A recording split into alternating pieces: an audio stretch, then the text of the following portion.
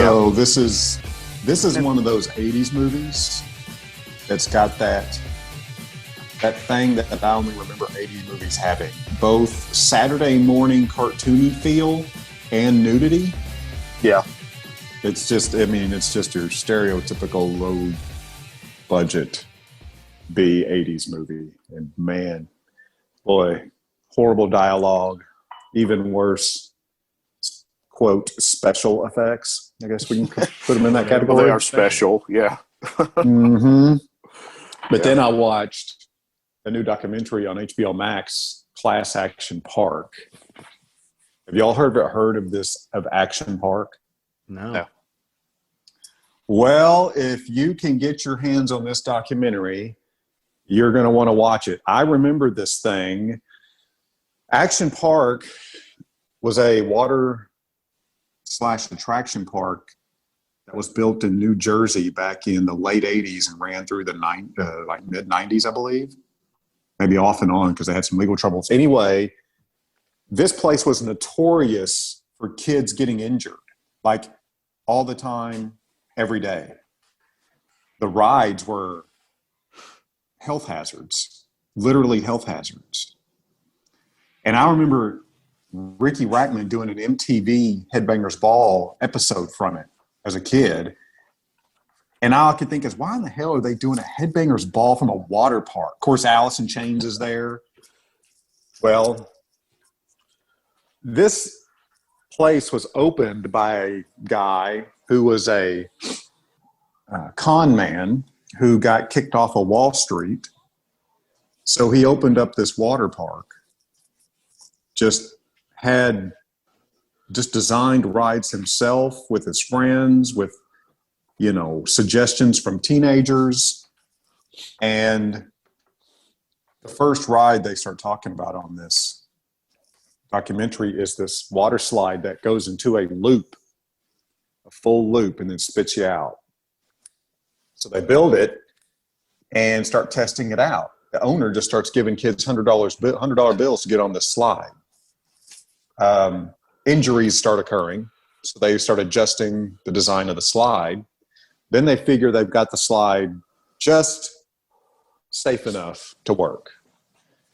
So kids are coming out without broken bones. That's what that means. They're coming out without concussions or broken bones. Okay, so now it's safe enough, is what the owner says. However, they're still coming out with abrasions and lacerations on their body, and they can't figure out why.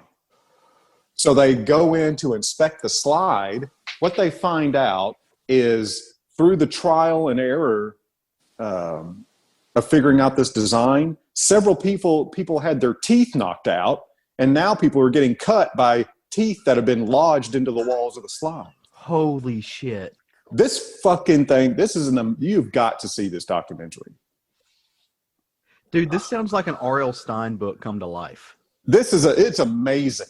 They start talking about the designs of these things, these rides, quote, rides. And you're like, oh my God, they thought this was a good idea. And they start talking about the aid station. The aid station, they're like, well, it was a shack, and they would mix iodine and alcohol in a spray bottle and spray kids road burns and scrapes and cuts with it. Oh, just dip them in mercuridine at that point. I mean, this is amazing that this place. The question is, how did this place get open? How did it stay open? How was it insured? Right. Nobody would insure him, so he created his own fraudulent insurance company based out of the Cayman Islands. This is an amazing story. Oh my God. Seriously, that sounds like an R.L. Stine book come to life. Like it's incredible. It's absolutely incredible. The water slide that will eat you. That's insane. Oh, and that's just one. That's the first ride they talk about in this documentary. I'm going to tell you about it anymore because I don't want to spoil it. But you're watching this, you're like, Jesus Christ. I mean, they talk about the amount of injuries that happen on this park on any given day. You're stunned. You're like, this is absolutely insane. There was a section of the wave pool they called the death section. The death section. Of the wave pool? Of the wave pool. Oh. Well, dude, You know. You know what won't leave you with abrasions, cut you, drown you, beat you with a death pool, or stab you with other people's teeth? Southern Fried Geekery. Listening to a podcast. Listen to episode 140 of the Southern Fried Geekery podcast, where we are back for another week of fun, and at least right now for these times, recentering ourselves and refreshment, because it seems like the week is just hell and it keeps getting worse. And hanging out with you guys and talking comics every week at least puts me back into the happy place. It was the worst week of the worst month of the worst year. It felt like that, but I'm scared to say it because I don't want to challenge 2020. I just want to let 2020 know that I respect it, and I'm going to stand over here. Yeah, I will add the condition to that of so far. Right. I don't need it to pick up steam. I don't need to feel like I'm questioning its ability to ruin everything. But I am Caleb Alexander McKenzie up on this show. Matt Trogdon. And I'm Craig Lance. And yeah, no, this week was dumb in a multitude of ways, but that's okay because it is behind us and we are looking forward. But we can't do that without acknowledging at least the part of it that affected the lives of comic fans and fans of pop culture that's inspired by comics. And this past week, I think the news kind of rocked us all when Chadwick Boseman passed away. Of course, Chadwick was he was famous for playing a lot of characters. One of Craig's favorite was being Jackie Robinson, James Brown, and of course Thurgood Marshall from the legal aspect of things. And of course, last but certainly not least, and I think what he's most well known for is donning the crown of Wakanda, being T'Challa on Marvel's Black Panther. He was 43, died of colon cancer that he'd been battling for about 4 years. No one knew it. At least no one outside of his family knew, and his close circle knew, which kudos to them for all keeping that quiet and letting that man do what he needed to do for those last years of his life. But yeah, no, that was hard. That one hit. It hit really hard. I mean, I sat and stared at my phone for just probably 2 hours, just, looking up stuff and, responding to people about it. But, it was surreal. And like you said, seemingly out of nowhere, since his family presumably were the only ones that knew. Right. It makes you wonder about things like the sequel to Black Panther, if that's why it's been, kind of so far out type thing and things like that. But certainly the art is second to the man that played those parts. Yeah. I remember I watched the Spike Lee film, The Five Bloods, a few weeks ago, and he played in that as well. He had a part in that. He played one of the characters that died in Vietnam in that film. And I remember watching it and thinking, wow, like in this, he looks really small. Like in this role, I don't know if he lost weight for the role or what's going on, but he still looked like Chadwick, but he had lost a lot of weight. And I remember thinking that as the movie went by, and now that kind of makes sense. Yeah. Considering what he was going to, but the man was 43 years old, and talk about accomplishments by 43. Number one, like just to think about what all he did and the amount of people that he reached out and touched in those 43 years is incredible. I mean, yeah, there's no doubt that the man, the artist, the person that he was, left in not coincidentally, but to the parts that he chose to play, right, and the roles he took on were indicative of the nature of the man he was himself. Mm-hmm. At least from all accounts that we have. There's a speech floating around, a video floating around of a speech that he gave at Howard University I shared it on my page, on my personal Facebook page. I saw that. If anybody gets a chance, and if you want to know what kind of person, like he was, like what his motivations were, like go watch that speech, because I think it lays it out. It lays it all really well. And I put it the best way I could, which oftentimes I fumble with words and stuff. But a lot of people in the comics culture, like those of us who love this, we recognize him from being Black Panther, right? Like the character of Black Panther. And I think it's important to realize that we're not mourning a character. I think it's important to realize everybody who is mourning, they're mourning a man because of his character, and what he embodied. And there's a lot of lessons, like, try to pull something positive from something negative. There's a lot of lessons and a lot of personal things that you can learn from his life and apply to your own, regardless of race, but especially from a white dude who's standing back looking at all the chaos of the world right now and that the culture is going through. There's a lot of respect that I can learn by listening to the teachings of not only him, but I mean just Black folks in general. But like, it puts a lot of that in perspective for me. And yeah, like it's weird for me, and I realize you guys probably have already experienced this, but I'm 32, and it's weird for me reaching the age that people close to my age are starting to die of natural causes. And because that's not something I'm used to. I mean, in my 20s, when people my age died, they died from like really horrendous acts, right? But yeah, terrible things, but it wasn't nature doing it. And now more and more I'm looking around, I'm like, oh wow, like that person was my age, or was just a few years older than me, or was actually a couple years younger than me, and like nature took them out. Cancer, heart attacks, just COVID, like things that shouldn't.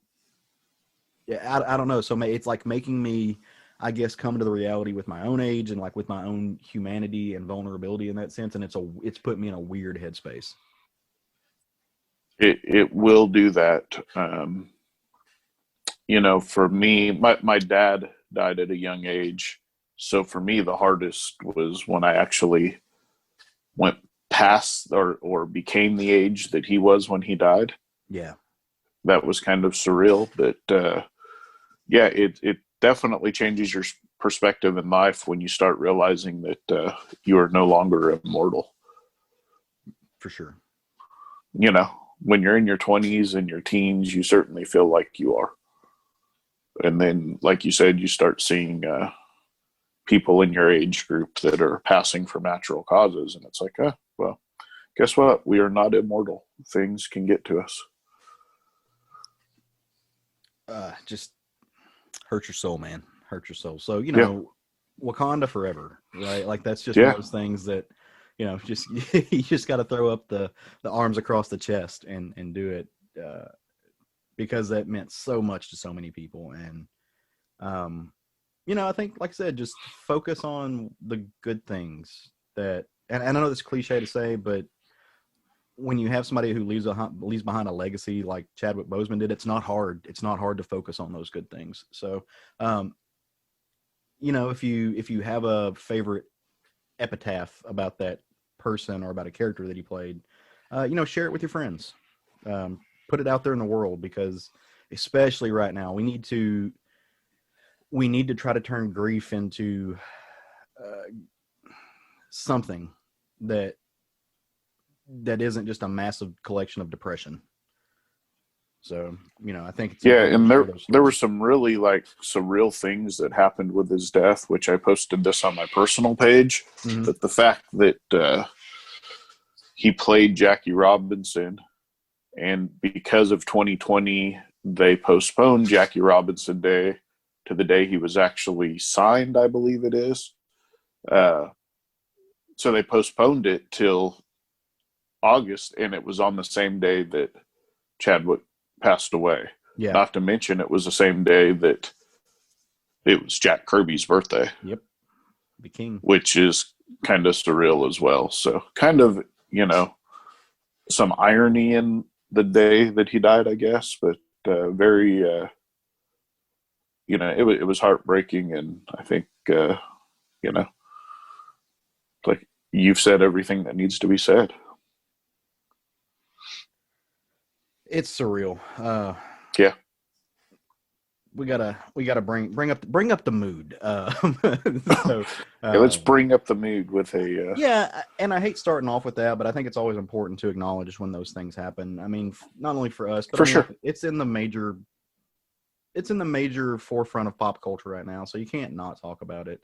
One thing that I didn't like, if I can just say this, and I hope it doesn't step on too many people's toes, but one thing I have been kind of pissed off about is I've seen people already going, oh, well, are they gonna who are they gonna recast with? And like, I realize if you're a fan of the movie and not necessarily attached to the person, that might be a logical place to ask, but give it a little bit before you start wondering like how this is going to affect you personally. I don't even know if it's considered personally, but like before you start worrying about your favorite franchise, pastime activity and how it's going to affect that, like give it a little bit before you start doing stuff like that. Like those answers will come. You don't need to do it before today.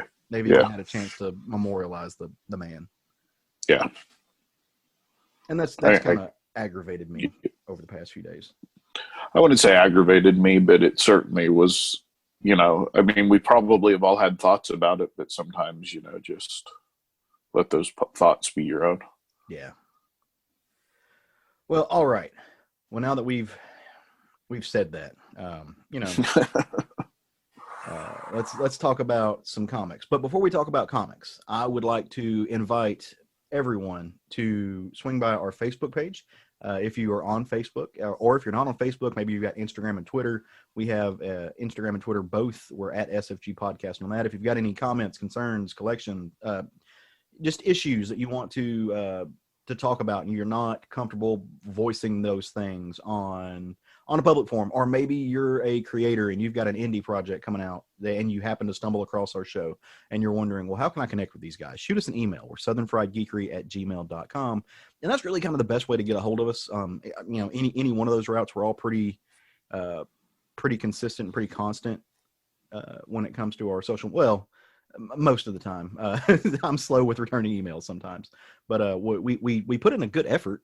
so come check us out there. And you know what? Let us know what you're reading. Let us know what brings you joy, what you're liking. A lot of times folks go on social media and all they want to talk about is something they didn't like, or something that they thought was bad, or their opinion about something that they want to degrade it. And you know what? There's maybe a place for that, but it's not our place.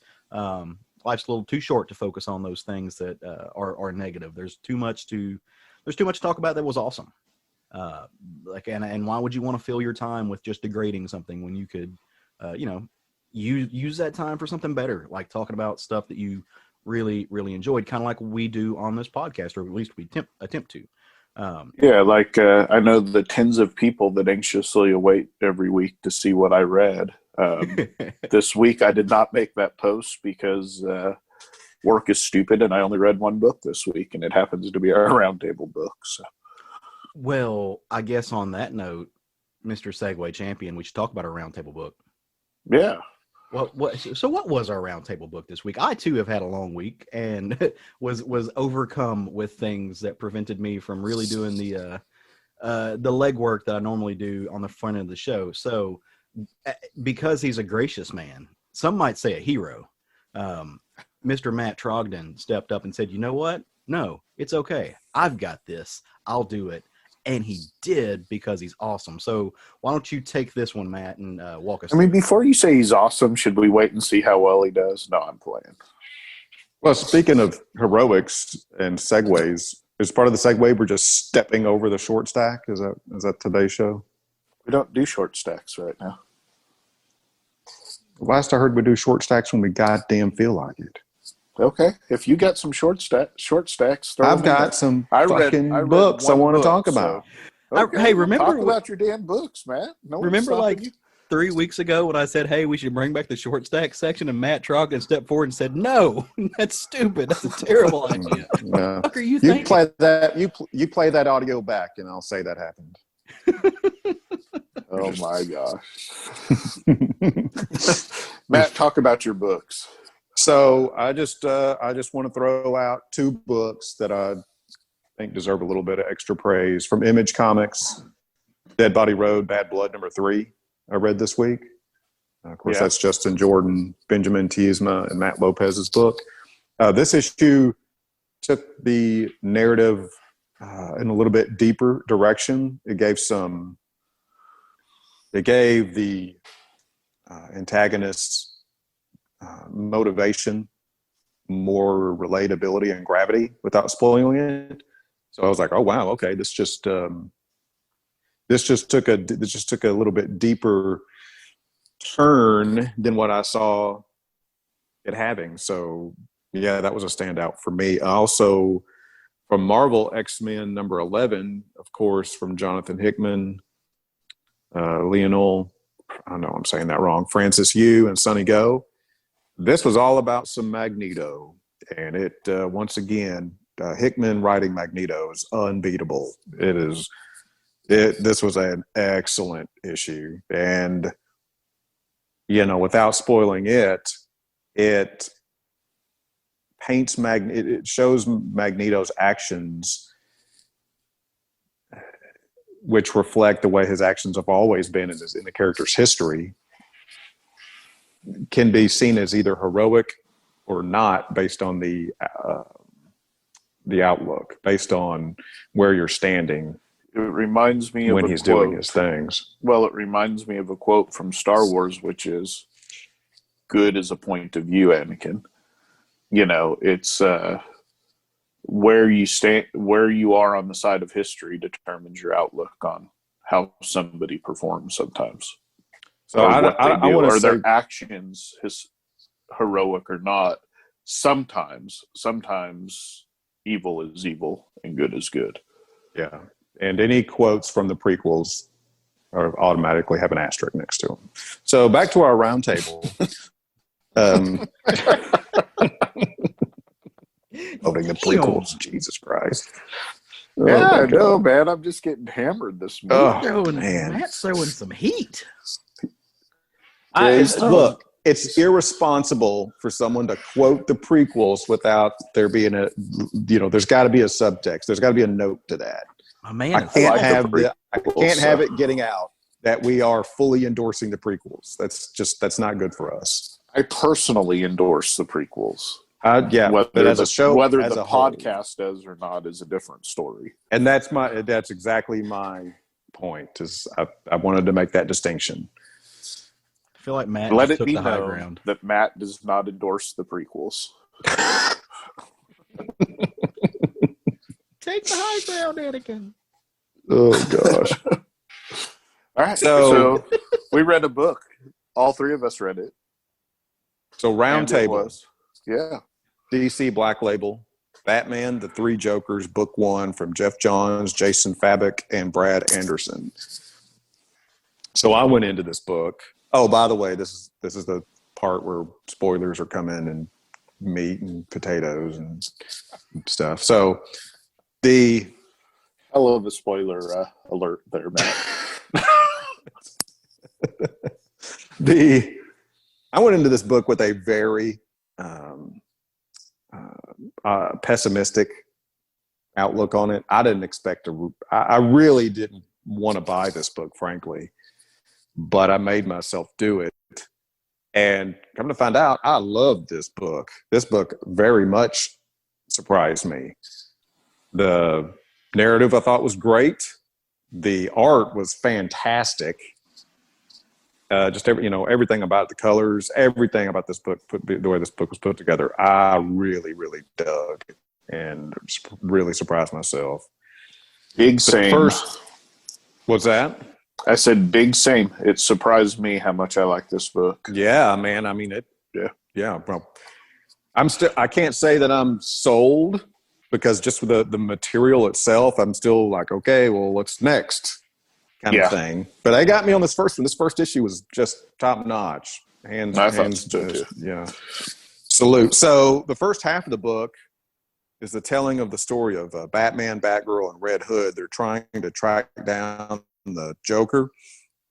and predict where he will be next. There have been a string of violent crimes committing in Gotham, all done with the obvious purpose of letting Batman know who is responsible, that being the Joker.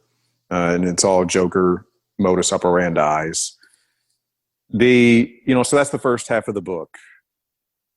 About midpoint of the book is we see what appears to be three Jokers meeting together at a small house. It's a house / shack. And it's three different Joker characters, all in what I took to be classic versions of the Joker. Very classic versions of the Joker. Some are very specific. Like one is obviously the Joker from the Killing Joke book. But none of them have this new, sharper interpretation of the Joker that people have been doing over the past few years. They're all very classic in their appearance. But shortly thereafter, in the book, this meeting, Batman, Batgirl, and Red Hood arrive at the Gotham Aquarium after following a trail of clues. They then soon after get into a confrontation with one of these Jokers. He is eventually subdued, but Batman is immediately called away by Commissioner Gordon. Commissioner Gordon tells him he believes he has another Joker cornered elsewhere in Gotham.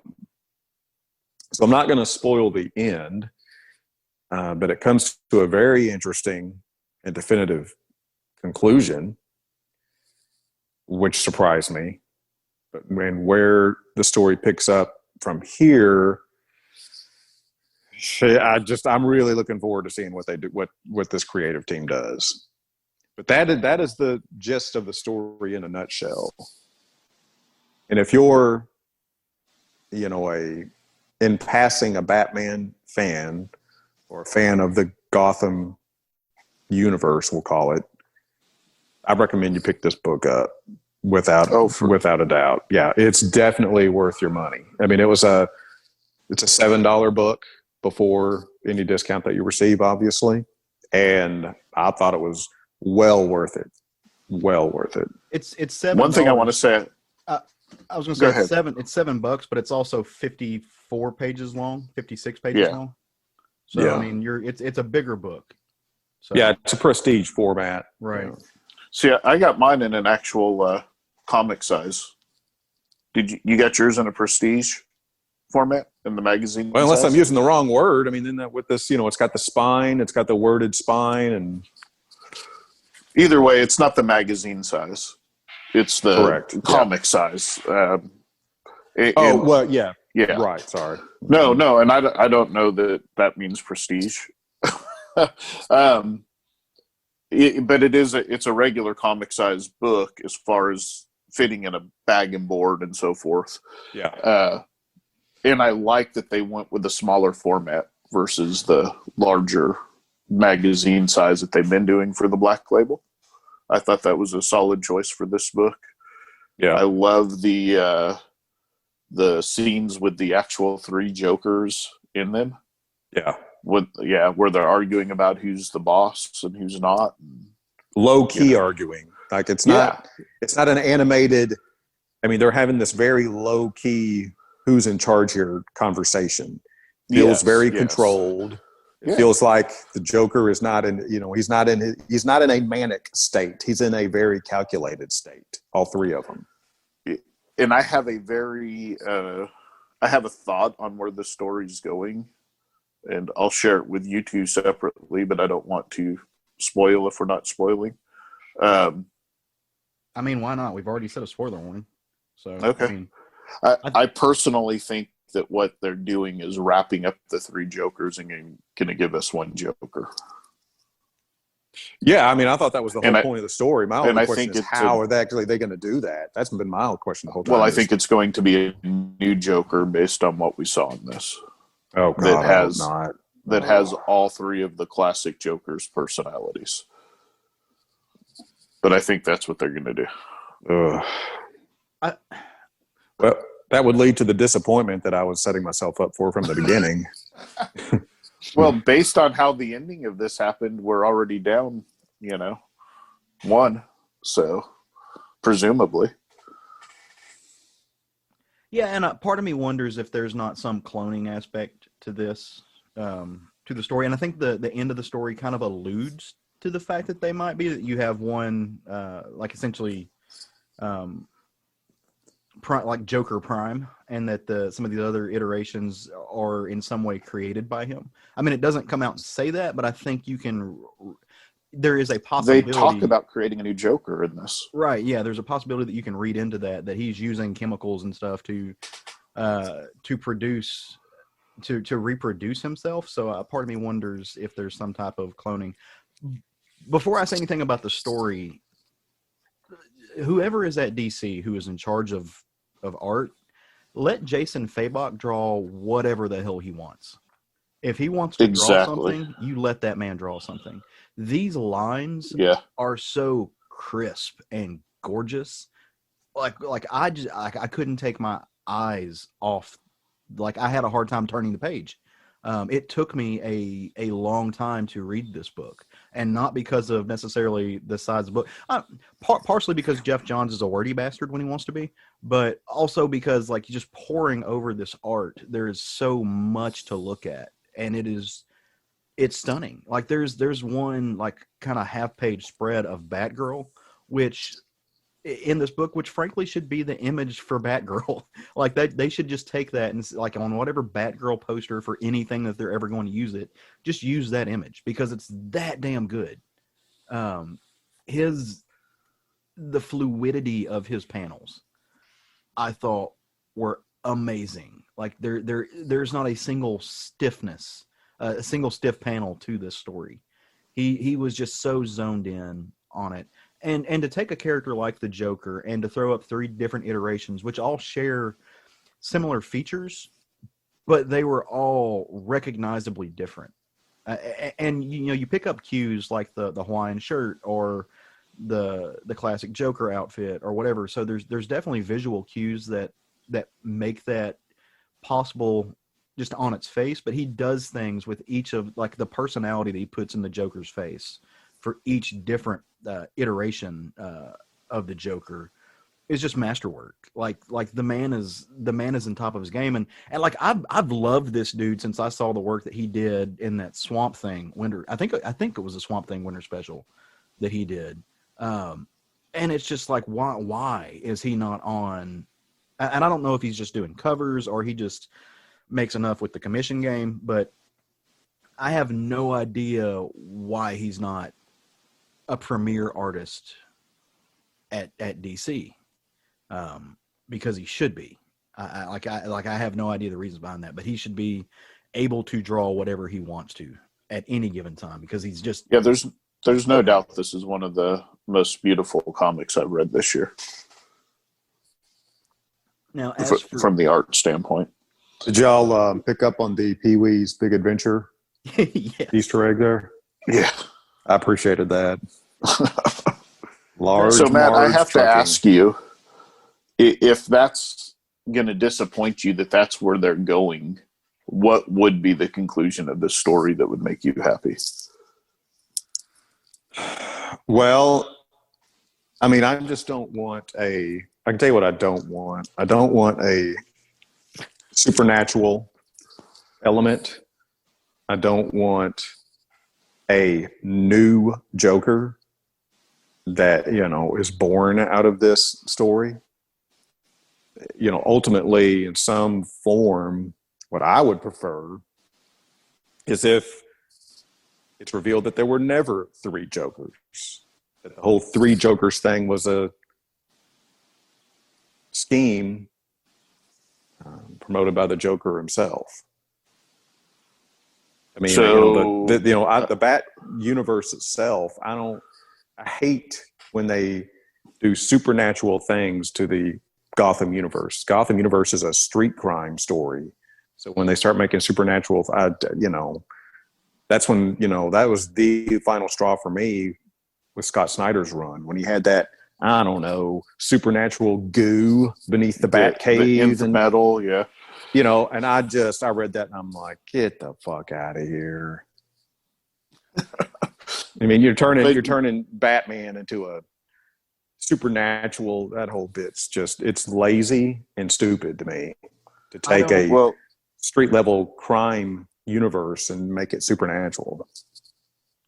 I don't get that vibe from this book. I don't necessarily think they're making it supernatural. I do think that there's some type of science aspect, and I'm kind of like you. I think this all culminates in the fact that there is just one Joker, right? And I mean, how do you get to that conclusion, both of you, based on the fact that we have panels with all three Jokers in it? And again, that's where I think that there's going to be some type of cloning aspect or some type of. I don't cloning. It's if you're reading into if like me reading what I want to read into this and seeing what I want to see. I mean, Jesus Christ, you've got essentially, if you look on the page where they're at Ace Chemical, I mean, it's like, well, they're laying it out for you right there. Look at all these people that look like the Joker because he's got this, this Joker Smile X or whatever you want to call it. So how big of a leap would it to be for he has a version of that can essentially turn two people into a version that's going to convince people that there are other Jokers. You know what I'm saying? Like these people are dead because of it. Well, what if he has manufactured this chemical that keeps somebody alive and they take on his attributes? Yeah. I think it absolutely laid out and this is funny that we all got different things from this, but I thought it absolutely laid out that they stole the chemical so that they could make another Joker. I mean, he's sitting there and they're talking and they say, what are we going to do now? And he says, make a better Joker. I mean, he literally says that. No, yeah, like that's what I think that they did, and that's where I think those other two Jokers came from. That's what I'm saying. When I say cloning, I'm not limiting myself to they put Dolly the sheep in a lab and there was a Zap and a Pow and all of a sudden there's two Dolly the sheeps. I'm just saying that he's found a way to replicate himself into these forms of Jokers, and that could be finding somebody with the similar visual structure that he has. Maybe hiring Max Lord to do some brain transplant. I don't know. I'm not saying that there's a definite answer. What Johns is doing is he's playing with the meta aspect of the fact that there's 80 years of this character, and through different writers, they've been written to be different characters, and he's tying it all back up into one. And Johns is he's creative as hell, so I have no doubt that he'll find a way to wrap all this up. I think it's a mixture of the fact that we're going to find out that there was a way that there were these three, like the Joker has split himself in some sense. And I don't know what sense that is, but it's going to culminate back into one. And like I said, I don't know how he gets there, but I don't think there's a supernatural element to it. I don't know that that's really, I don't John's think that style. Either. But I do think that there is a way that he's going to you're going to walk out of this with a singular Joker, and what I kind of think you're going to realize the whole time is this has all been a giant machination of the Joker, of putting these different characters out there to show these different personality types in the way it's been written over decades. He found a way to isolate that in himself, manifested it into reality somehow. And then it's going to end, and he's going to find a way to bring those things back together. At the end of the day, we're going to end up with one Joker with, a personality that probably encompasses all the personalities that we've seen in the Joker. Yeah. Boy, I hope it's not all of them. There's some shitty versions of the Joker out there. the three that they are discussing, the three personalities they're discussing in this book, I guess I should say, will all be in one in a different form or another, I guess. I mean, there's no reason why Joker couldn't be a little bit schizophrenic too, right? It would be perfectly part of who he is. So, boy, I got opinions on that. You've got opinions on it? Well, what are those opinions? Yeah. That it would suck ass if they made him schizophrenic. I mean, the Joker is evil. He's not crazy. That's entirely your opinion, sir. Yeah, the right one. No, if you make him crazy, then that's an opinion. It's it's like it's no worse than saying Darth Vader's he's not evil. He's mentally ill. He's got depression disorder. That sucks. It doesn't. I mean, that's a weak out to make excuses for a character's behavior, excuses or reasons that it's just he's evil. He likes being evil, but he's not mentally. And you don't think that's a mental? You don't think that's a mental issue? No, it's not. It's not a mental issue. It's not a mental illness. Oh, I think he's obsessive compulsive. I mean, I think there's a lot of mental illnesses that any psychiatrist or psychologist could easily pick out of any form of the Joker and pick out many mental illnesses. Yeah, that's the thing. Yeah, they pick out many because he doesn't fit into one. If we're gonna get because you can't categorize him. That's because he's schizophrenic. Because his personality changes all the time. That's not what schizophrenia is. Okay. If we're going to get clinical about it, I think that we've already established, like, throughout history that the Joker is at minimum obsessive compulsive, though. I mean, if Batman doesn't exist, Joker doesn't exist. And that is a form of mental illness. That is a form of mental drive. And like I said, I don't know that there's a need to get clinical. Again, especially if you're playing with the meta aspects of the fact that you did have different personalities creating this character over time. And their different personalities went different places with it. If you look at 80 years of the history, there are multiple personalities to the Joker. Some of them are a lot better than others. Some of them we enjoy better than others, but none of those, because it's canonical, is any less legitimate. And so I think the aspect of playing with those is cool. And again, like I said, I think when we say something like schizophrenic, we're talking about something that has very clear clinical terms in the real world. And what I think that maybe is too rigid of a, like, none of us are doctors. None of us are in a position we can make that type of diagnosis. But I think what we can say definitively is that there are different versions of this character which are real and true to the character at any given time. There are different personality tropes that come through there. And I think putting it between brackets or maybe where it's the fanboy thing, right? Like we want one to be more than the other. And I think a good writer, a smart writer like John's plays with that, and they won't give a definitive answer. They'll keep it interpretive and they'll keep it obtuse, but they'll keep it will go into a direction that kind of leads or lends credence to one direction. If not one personality. Don't bring a bad band into this. Do what? I said, don't bring a bad band into this argument. See, I didn't. You did that? Because I didn't make that connection.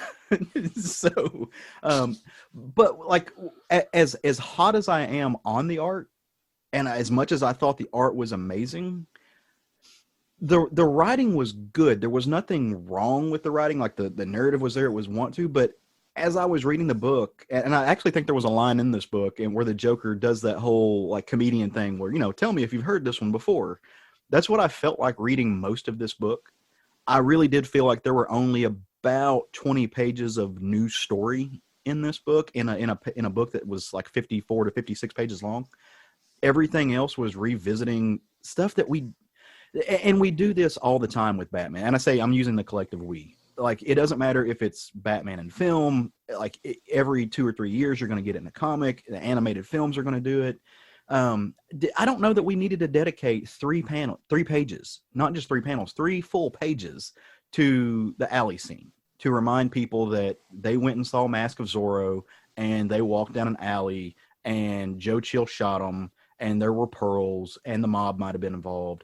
Like I don't know that we needed 3 pages of that. I don't know that we needed like 3 pages of like showing what 3/4 of Batman's scars were, as a way to just run down his rogues gallery list. It didn't serve anything to the story other than showing you that Batman has rogues and that he has scars. And at the end of it, that Joker was actually responsible for, a lot of those scars, because it just hit on that.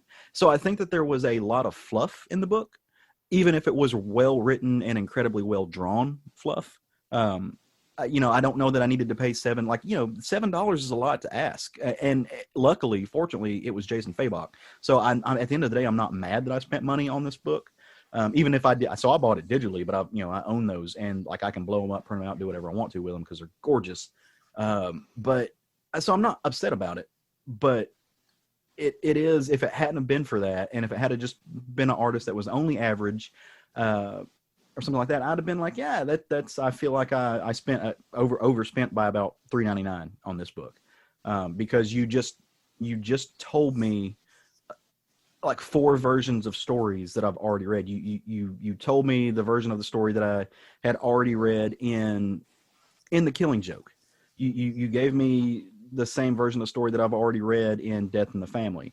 And all of those things, like both of those stories, to anybody who knows Batman, to anybody who's actually going to pick this book up, both of those things were summed up in what the Joker looked like. And that's something that throws back to those cues that Matt was talking about earlier.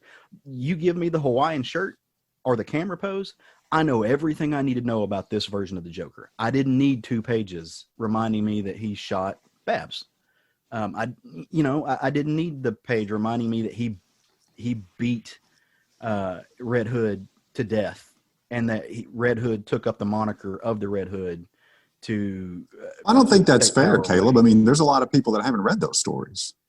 Right, but I don't think people who haven't read those stories are really the target audience for this, because this does play on the nostalgia and what you need to know from those stories. I'm saying that's my personal opinion, but I just feel like you waste. There was a lot of space that was wasted. No, wasted. Wasted is the wrong word, because it's not wasted. It was just used differently than what I think was effective. I think it was fluff. Oh gosh, I totally disagree with that, because it showed the characters reflecting on their own motivations, for why they're hunting this character down, and how those images and those experiences haunt them. Yeah, but those things are built into the framework of the character. Yeah, sure, yeah. You showed me why he's hunting. You showed me why you spent 3 pages revisiting the murder of Batman's parents in a book that was $7.99 to remind me that, oh, this is the reason Bruce Wayne is Batman. I didn't need that. I don't need you to remind me that Joker shot Babs and it broke her and it led into her being Oracle and in a wheelchair and broken for so long, just to find that revisiting, because that's built into the genetic structure of the character now after about. Caleb Alexander McKenzie doesn't need that. Yeah, I think but that's not a fair criticism of the book at all. So I'm somewhere in the middle of this, to be quite honest. It's funny that, once again, we all have a different view on this, because at first I leaned way towards Caleb's opinion of this, but as the book played out, I was glad that they did it. Yeah, I mean, I think the scene where the Joker is talking to Jason, mm-hmm. and telling him, I made you who you are, and you are my Robin. You begged me to let you live. I think all of that was served better because they revisited that earlier in the book. Absolutely, yeah. And the ending of the book was served better based on that. But I do agree that, Caleb, when I was first reading it, I felt the same exact thing you're saying. I was like, I don't need all this. But then as the book played on, I felt like it served its intent, if that makes sense. It did work. I just don't know that it did necessary work to add about 9 pages to a book so they can charge $8 for it, or $7 for it.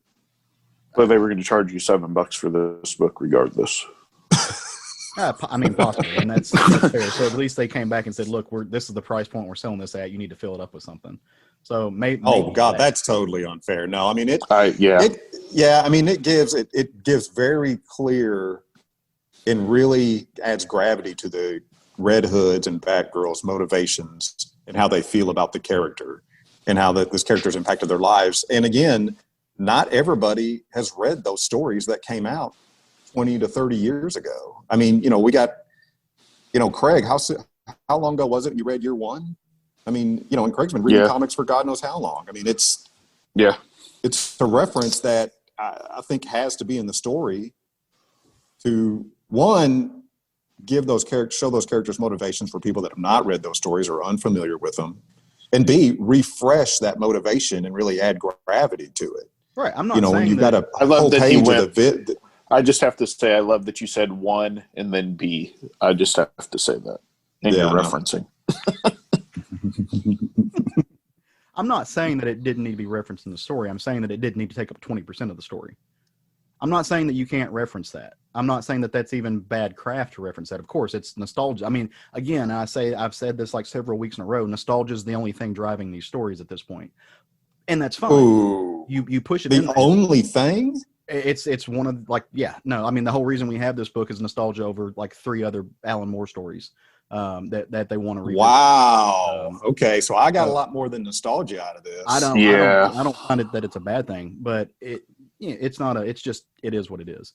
But does it need to take up 20% of the story? I don't think it does. I don't know that it needs to take up 10% of the story. And that's what we're talking about. We're not talking about the fact that it's there. We're talking about the fact that it's there in abundance, and it's the repetition of about 150 other stories that have been told. I guess we should just quit reading comics then if it's all about nostalgia. Yeah, it sounds like you don't like a lot of comics. Well, That's what it sounds like to me. No, I don't like a lot of comics. And that's part of the reason I'm leading away from superhero comics. And I think we've talked about that. Yeah, there's still stuff I read, and sometimes that nostalgia is great. But it's just a whole lot of repetition. And nostalgia is not what drives comics. Nostalgia is what drives superhero comics at this point.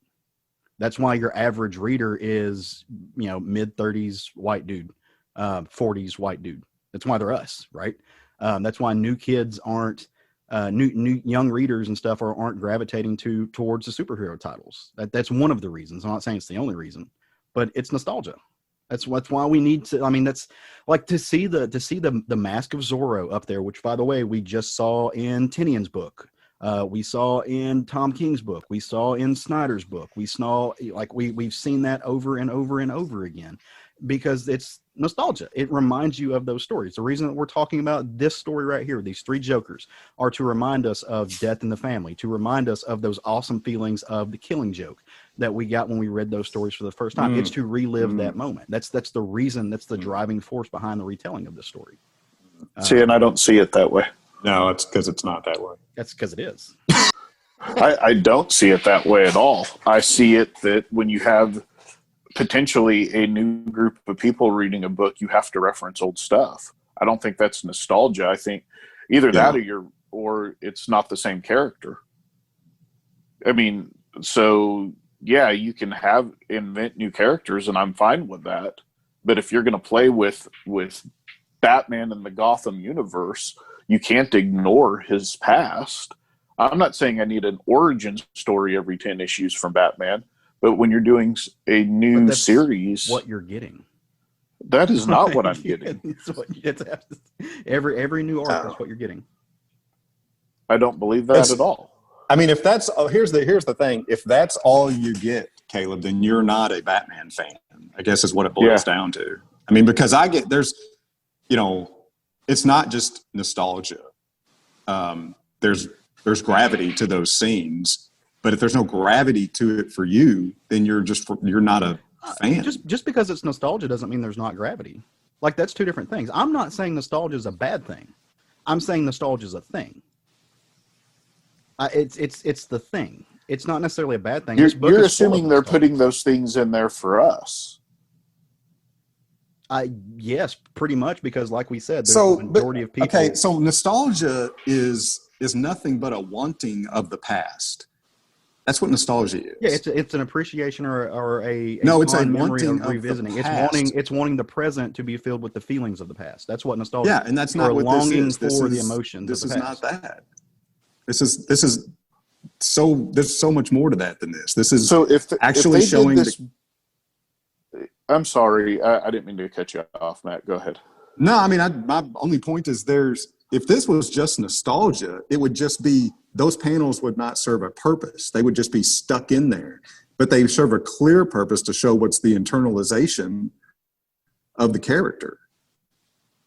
And why that weighs into their next action. Nostalgia would just be if it was put in there as a spread page that didn't carry the story forward. There's nothing that says nostalgia is not a craft tool. Nostalgia is absolutely a craft tool. It's a narrative device. It's the reason we like mafia movies. It's the reason we like westerns. It's the reason we like period people. No. Yeah. No. It's absolutely because it's a mechanical piece. If we didn't want that nostalgia, then we wouldn't go back and we wouldn't revisit movies that were part of our past. We wouldn't revisit movies for the first time that are mimicked after certain parts of our history. It's nostalgia, and that's not. Again, I am not a so bad far on thing. the It's other a side of the narrative page on this. This is no.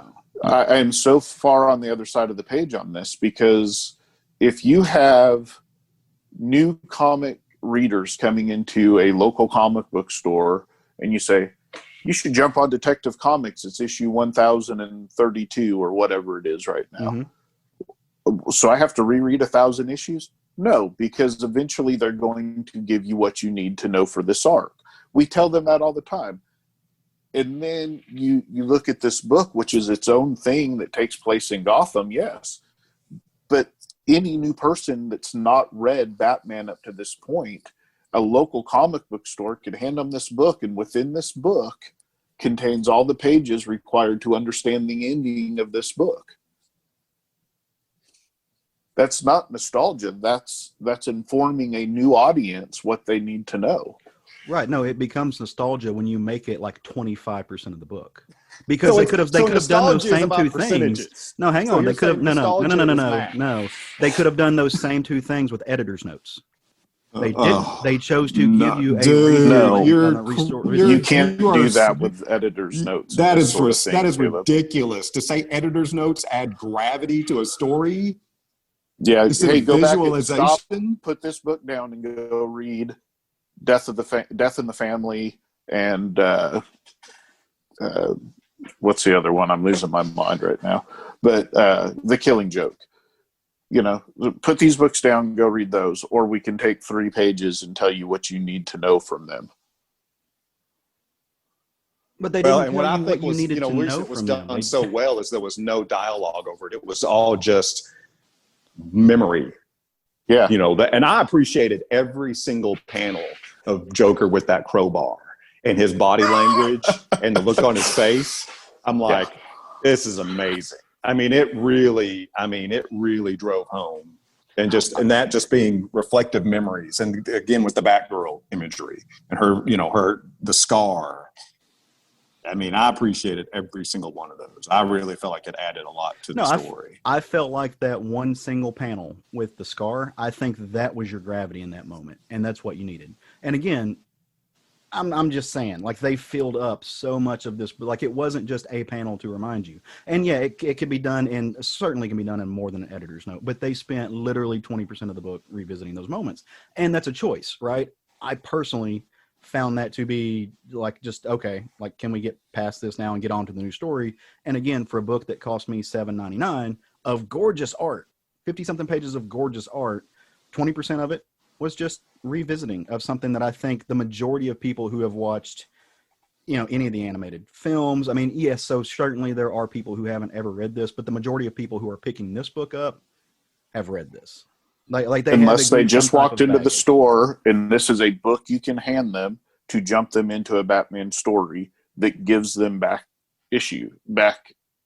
story on 3 of the main characters. Motivation. In the Gotham, yeah. I think it serves both purposes, and I think to ignore one is silly. I'm not ignoring it. I'm not saying it's not a purpose. I'm saying it's not worth spending the amount of time that he did on it that could have been filled with actual story. Again, like I said, I think the difference here is that I didn't need 10 pages of it. I could have had 5 pages of it, split the panel. You guys appreciated the fact that there were 10 pages of it, and that's fine. I'm not knocking you for liking that. I'm saying for me, Yeah, I understand. I didn't need that, and I don't need. And that was my point a few minutes ago. I said Caleb didn't need that. That's. I mean, I can't argue that. I can't argue your feelings on it. But to say that it's just nostalgia, I can argue that. Yeah. Because I think it serves more purpose than just nostalgia. I think there is a part of it that's nostalgia.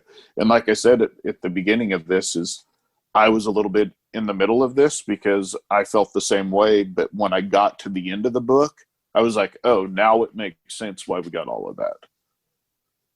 Yeah. It added gravity to the end of the book, in my opinion. No, I certainly think it added gravity to the book. Both of their actions were and I'm talking about Jason and Babs. Both of their actions were responses to what we saw earlier in the book. Sure. Yeah. Like, I'm not saying they weren't. You're just saying it could have used That's not my argument. Yeah, I'm not saying that it didn't serve the story. I'm saying that it could have served the story in about 40% more economic storytelling. So, but then I go back to what Matt said, which is there were no words in those panels. It was just memory flashbacks. Yeah. And beautiful memory flashbacks. Gorgeous. Not mad at it at all. But I get what you're saying, and I'm not going to argue your point on it. Just, I'm good. I'm fine. You believe what you want to believe.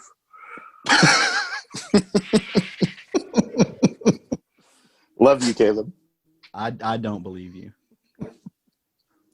I'm gonna. What? That I love you? Yes, I'm questioning your love for me. He's saying your percentages are off, Craig. Yeah, by about 40%. Well, there's no doubt my percentages are off.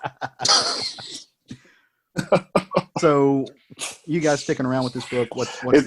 I think it's great that they're. Do what? I'm sorry. I was asking if you got, but go ahead. I was asking if you guys were planning on sticking around on the book. I definitely am. Oh yeah, absolutely. I plan to be disappointed in the way that Jeff Johns wants to disappoint me. I plan on being disappointed. I am afraid I will be disappointed, but I'm not planning on being disappointed. So, let me just put down in my calendar, disappointment, month 3. Oh, the real question is would it, being Jeff Johns, will it actually come out periodically, or will it come out, whenever he gets around to the next issue? Oh man. Is it in the can already before they launched it? Yeah. Or is it going to be another,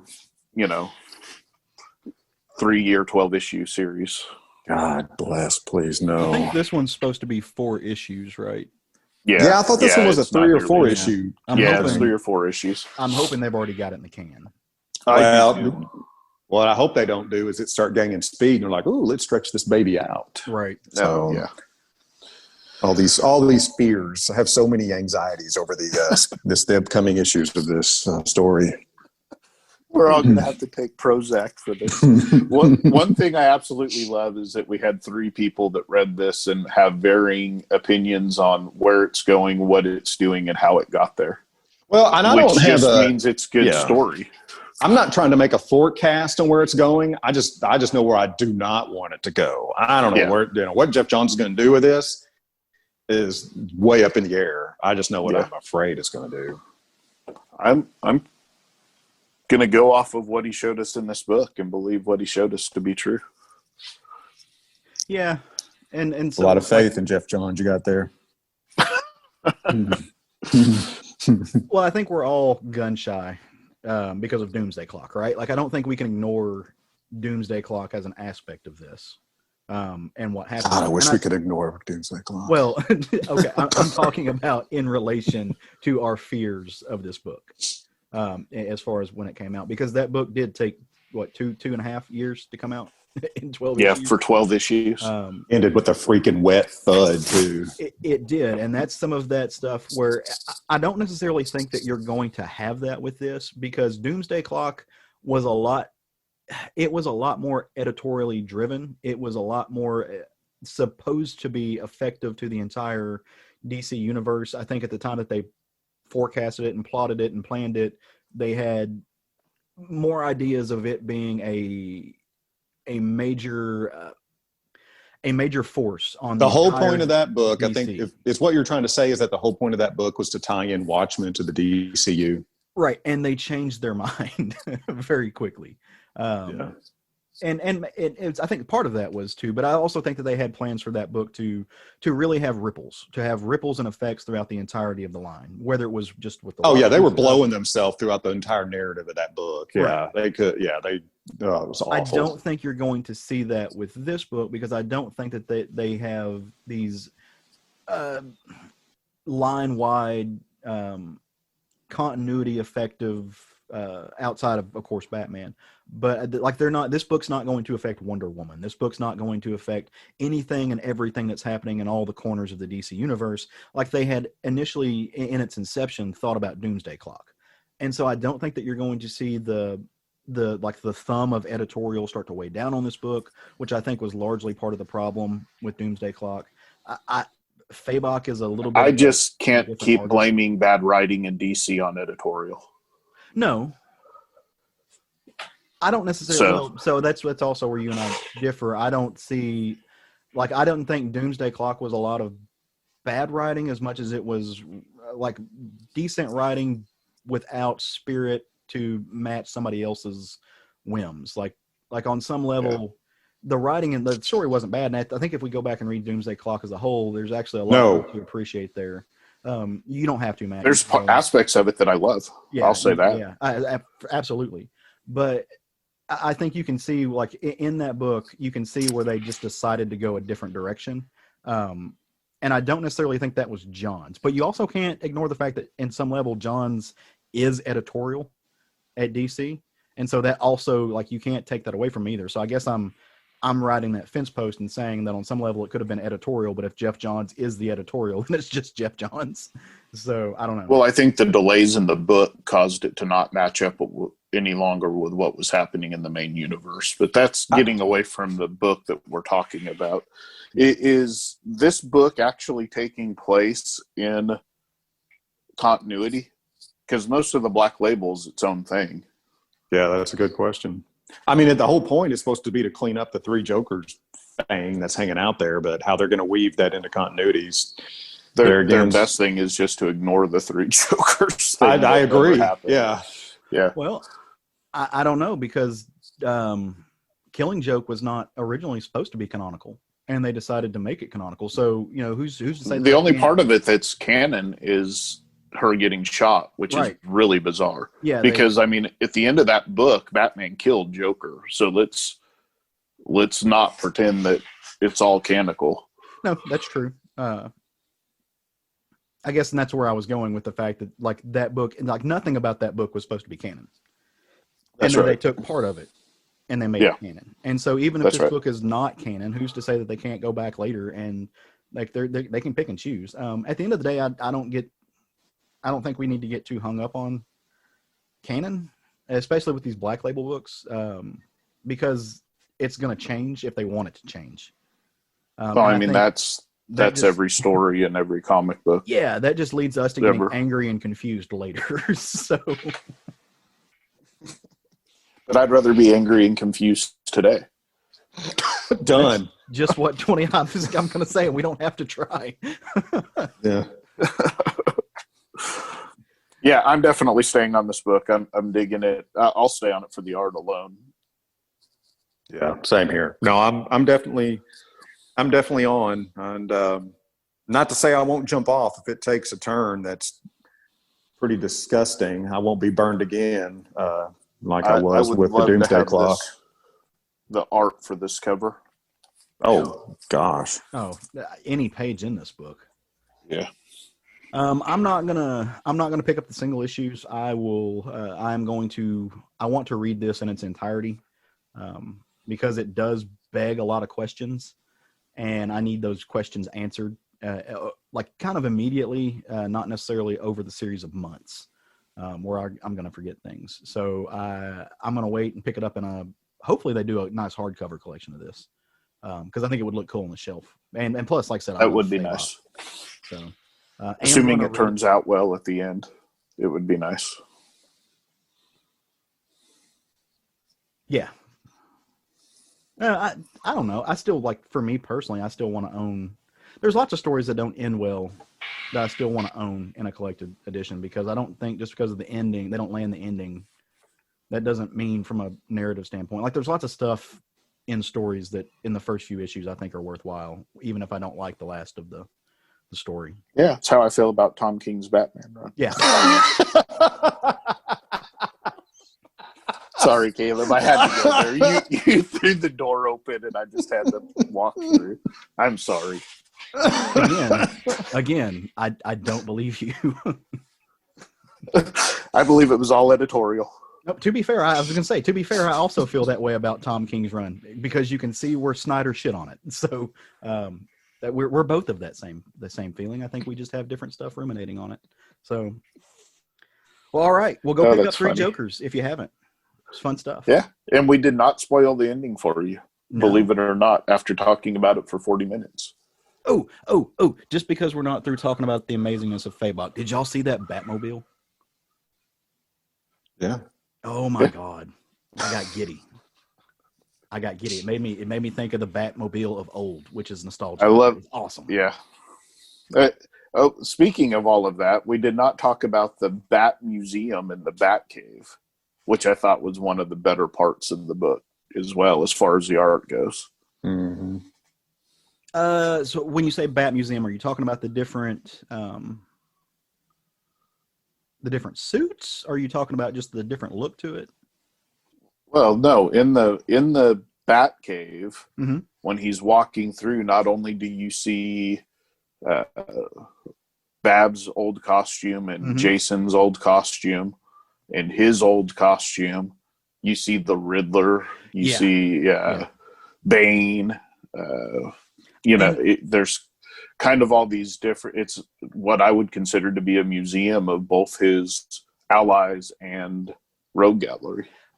I think I picked up on that too. I think we've seen him have his old suits and the Robin suits in there before. Yeah. Have we ever seen any villain suits inside the Batcave, or is that a new thing? Because I never have noticed that before. It doesn't mean it hasn't been there, but I've never noticed it. Yeah, I thought that was really cool. I thought it was a pretty cool little thing, and it was, a chance for Fabok to be able to draw all of his different rogues, I guess. Mm-hmm.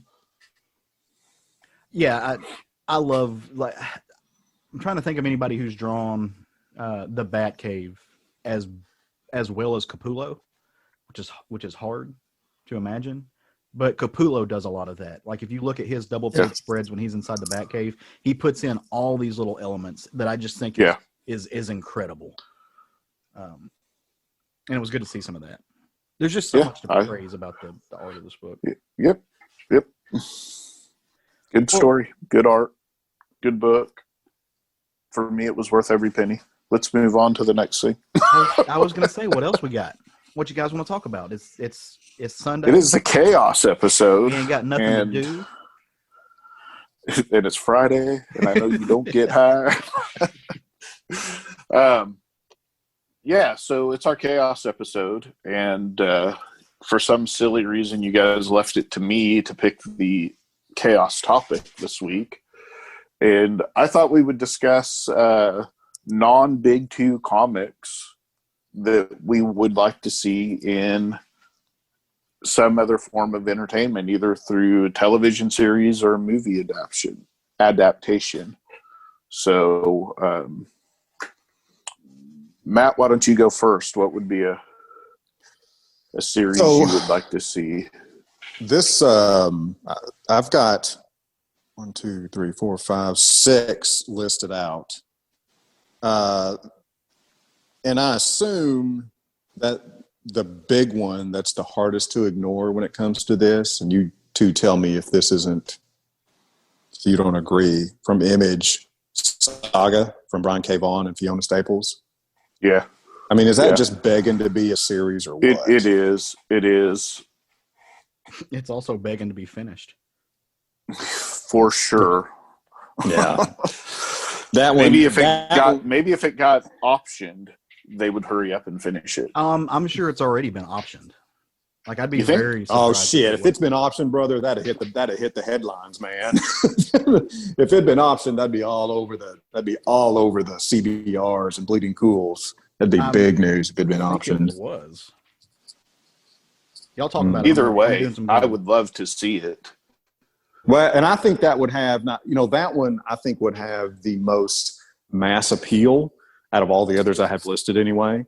I think that one would probably have the most mass appeal out of anything else that I would like to see adapted. And probably, and given, obviously we're talking about it has a, quality production staff, yada, yada, yada. I think that's a no fail if they put a Games of Thrones type effort into that story.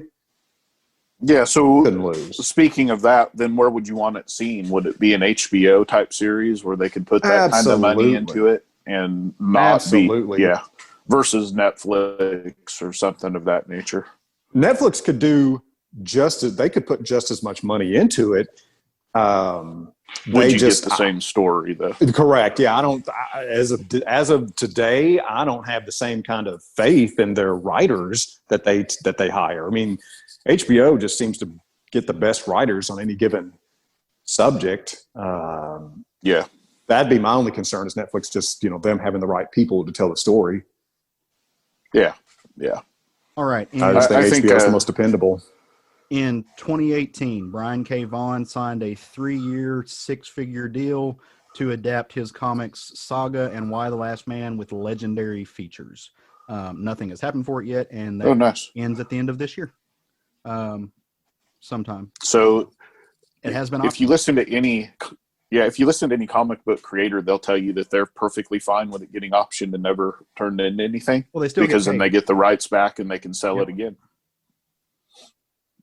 So I would be totally down for Saga. It's absolutely been one of the better comics of the last 15 years, 20 years, in my opinion.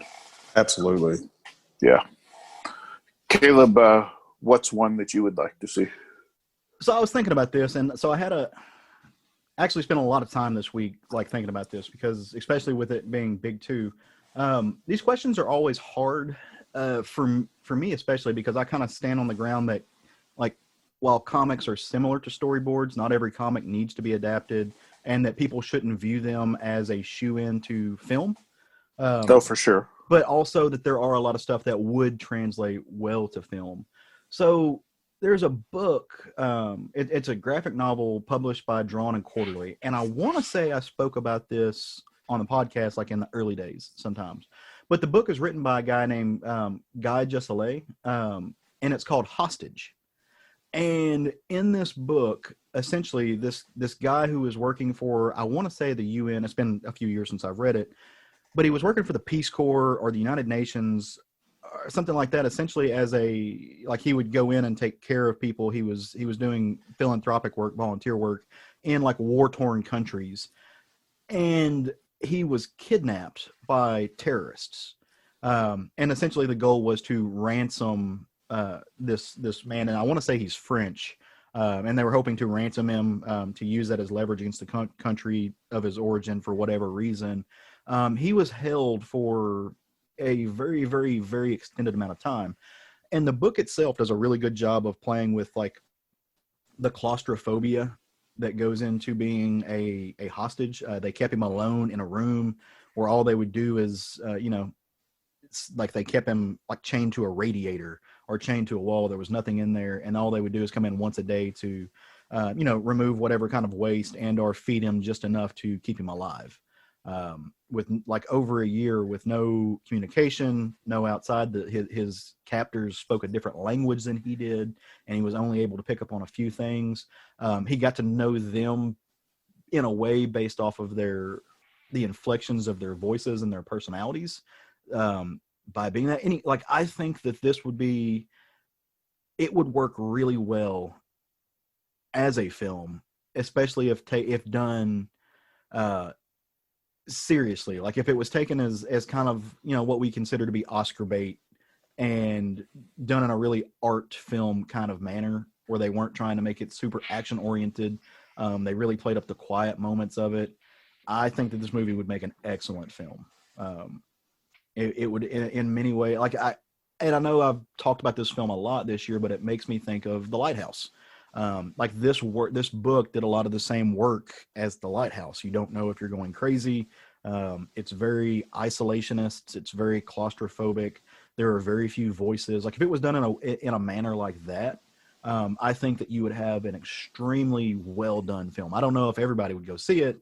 I'm not saying it would be a tentpole film and break the bank, but it would. That's an art house movie if I've heard one. Yeah, absolutely. Yeah. And it would do so well. While you're talking about it, and talking about the claustrophobia and so forth, I keep thinking of the movie Buried with Ryan Reynolds. Oh yeah, I keep thinking about Johnny Got His Gun. Yeah. That sounds like that sounds like the Johnny Got His Gun narrative. Yeah. So I could see that happening and being a very good. Now you'd like to see that as a movie? I think it has to be. Yeah. Okay. I think too slow for a series. Essentially, it would be. I mean, maybe you could do a Netflix thing on this where you had 9 to 10 episodes on it. As far as like episode 1, he's taken episode 2, or if you did it in a way that like kind of like the BBC does films. I want to say the film that just hit Netflix as far as like Dracula, but that was only worth watching for the first 2 episodes. I understand what you mean though, where it's like a 4-part movie. Yeah, kind of. Or break the acts up into different series. You have like a 3-part. Act 1 is episode 1, Act 2. Right, like I'm thinking about the way that they did Sherlock, the actual BBC film Sherlock. They were like an hour and a half long, 4-episode seasons. Each episode was an hour and a half long. They did it in 4 parts. Like if they did it like that, I think it would work. But I don't think you can have like a 13 to 15 episode season, because a lot of it's just going to be him like alone in a room pontificating. So and so much of the book was done. It was repetition. It was showing you like day after day after day, Groundhog Day, the same thing. And I'm never going to survive this or get out. Just hurry up and kill me. Gotcha. So the first one that I would like to see made into a series, and this one was actually at one point optioned, and it was optioned by BBC. Speaking of BBC, but this is Peter Panzerfaust by Curtis Wybe and Tyler Jenkins. And this is, of course, a retelling of Peter Pan, where it takes place during World War II, and Peter is an American that is stuck in France during the occupation and is trying to help a group of orphans not only get through France during this time, but actually become a freedom fighting group that helps the Allied nations in fighting Germany in Europe. And it's a really good retelling of Peter Pan, and it has all the characters kind of in new forms. Hook is a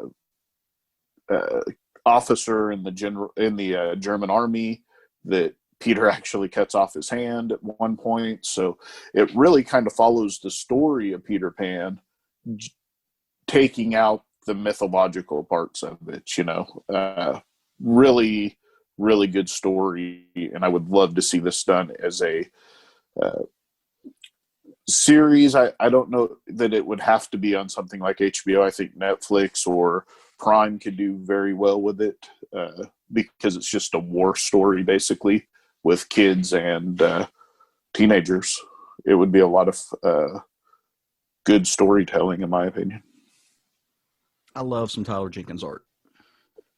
Yeah, the art in this book is absolutely beautiful. And Curtis Wybe is a great storyteller as well. You also know him from Rat Queens. Mm-hmm. So, Matt, what else you got, bud? Well, and again, I'm kind of attacking this from my list from what I think is most likely to succeed. Yeah. Maybe not necessarily most likely or what I would most like to see. Yeah. And I think of the list I have, the second most likely to succeed is, again, from Image, Jeff Lemire and Dustin Nguyen's Descender series. Oh, yeah. Going with the sci-fi today, aren't you? Well, yeah, it didn't occur to me. I guess so. That's a very linear story.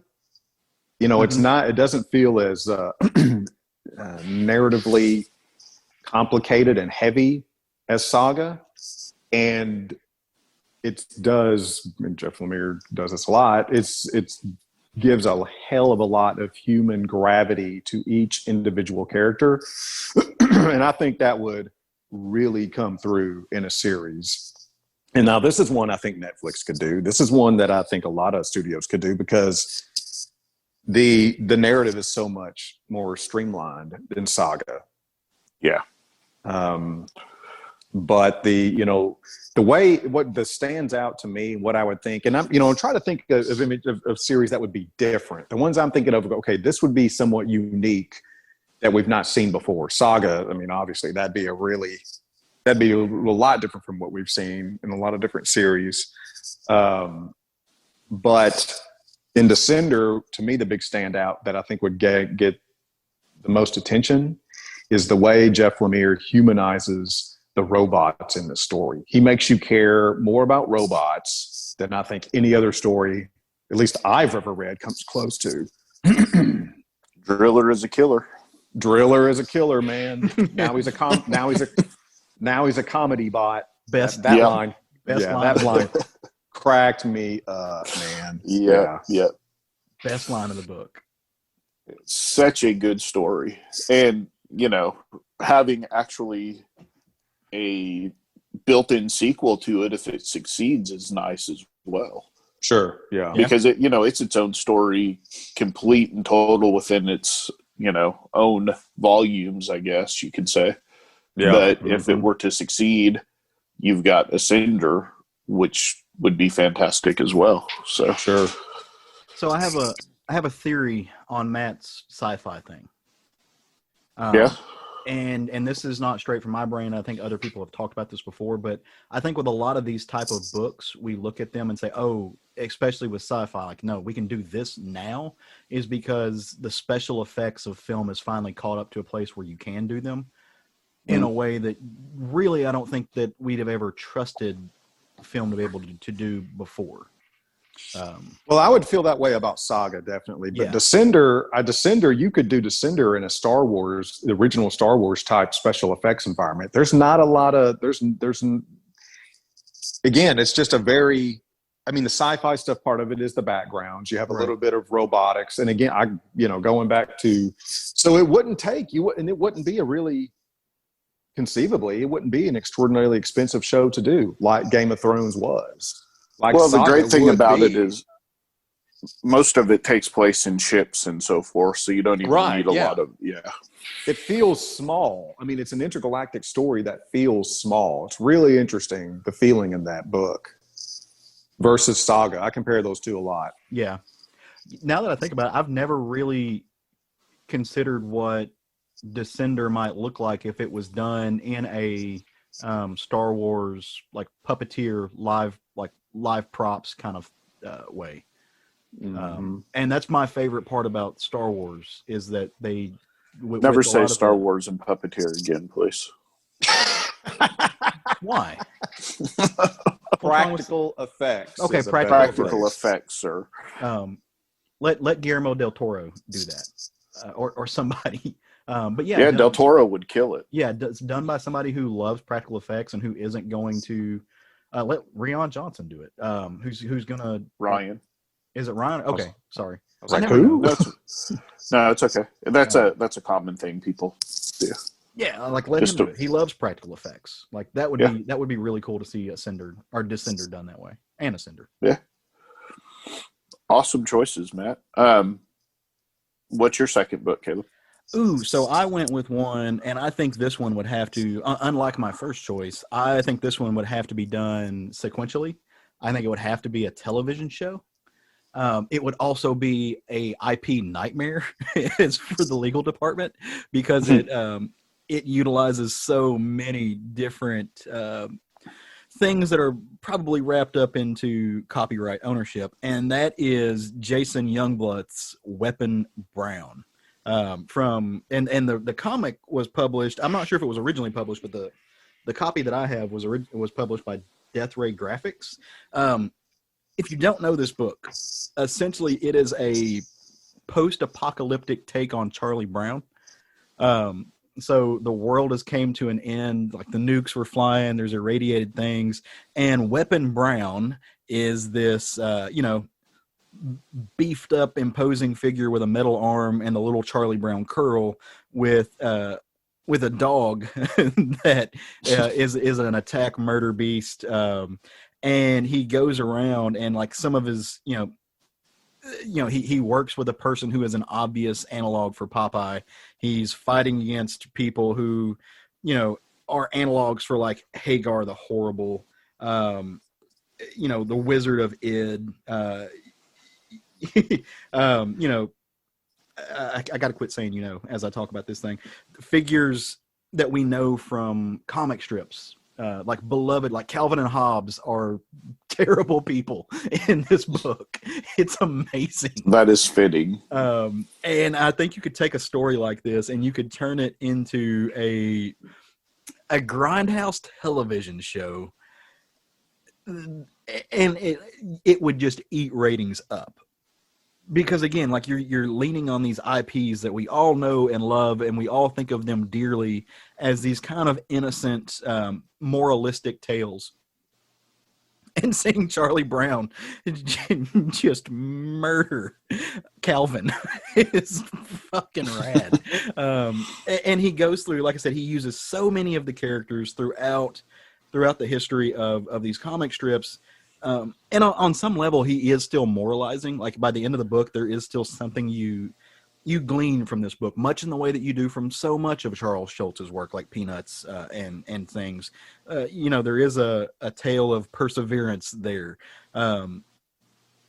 Garfield ends up being this like Dune-esque worm creature who is eating the core of the planet.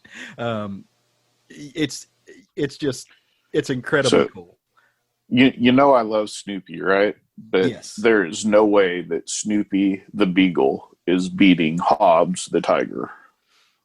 Oh, in what world will a Beagle take out a tiger? Have you not read Weapon Brown? I read part of it. I did not finish it.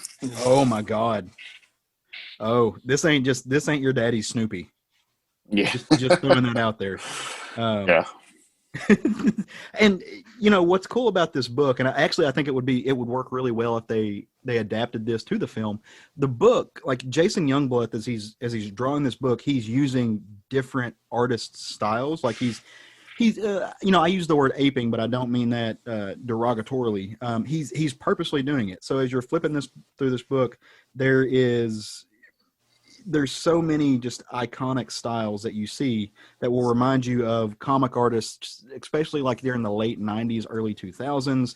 As you look through a page, there's absolutely, there's Savage Dragon influence here. As you go to another page, you're going to see some Magnolia influence. And he's purposely doing that because I don't think that I think he thought of this as more just like an exercise. Like I want to learn these different styles.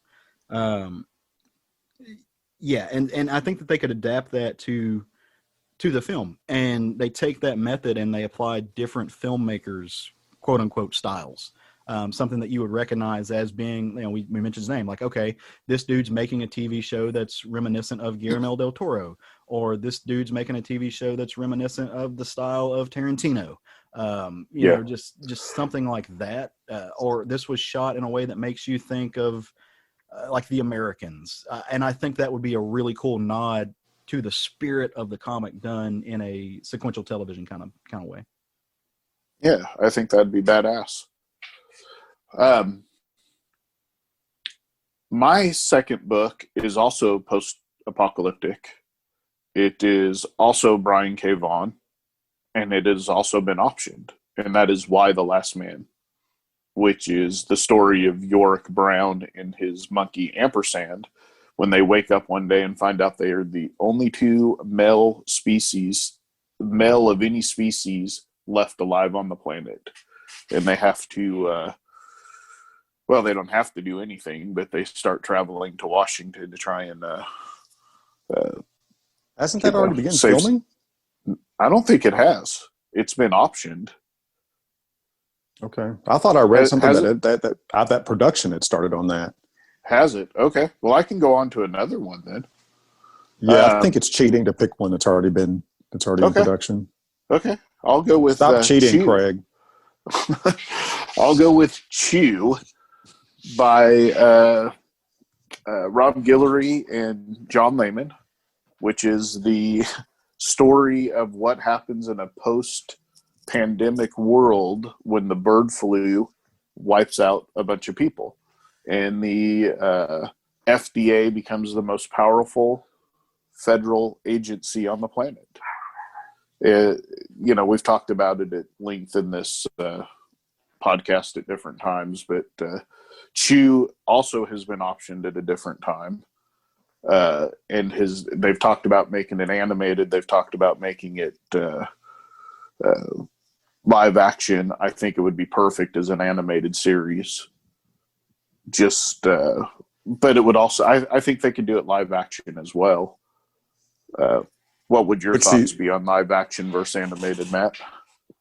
That's a tough one, man. So here's what would be much more difficult to capture if it's live action, and that's the humor bent on it.